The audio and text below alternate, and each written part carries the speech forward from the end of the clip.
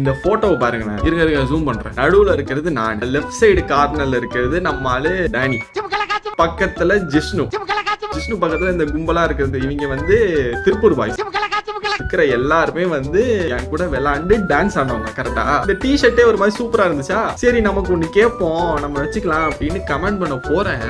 பாப்பா என்னமா சொல்லுச்சு, ஏண்டா என்ன பார்க்க அங்கிள் மாதிரியா இருக்கு. நானே அப்படியே ஸ்டைலா அப்படியே ஃபங்க்லாம் விட்டுக்கிட்டு ஸ்டைலா அப்படியே எனக்கு சரியான காண்டு கேட்டு அவனுன்ட்டு டானி எல்லாம் கூப்பிட்டுட்டு டைரக்டா வீட்டுக்கெல்லாம் போயிட்டு போர்ட்லாம் அரேஞ்ச் பண்ணி வச்சுட்டு நானும் டானி உட்காந்துருக்கோம். அந்த பாப்பா அப்பதான் ஸ்கூல் முடிச்சுட்டு டியூஷன் எல்லாம் முடிச்சுட்டு வீட்டுக்கு வராங்க. வீட்டுக்கு வந்தோன்னு அந்த பாப்பாவுக்கு ஒண்ணுமே புரியல. எதுக்கு என்ன அங்கிள் சொன்னேன் அப்படின்னு நான் கேக்குறேன். சாரி அங்கிள் அப்படிங்குது. எனக்கா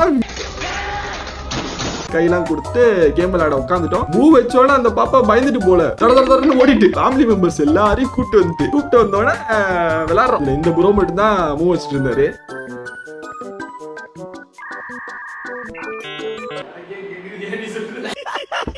நல்லா விளையாண்டு இருந்தாரு.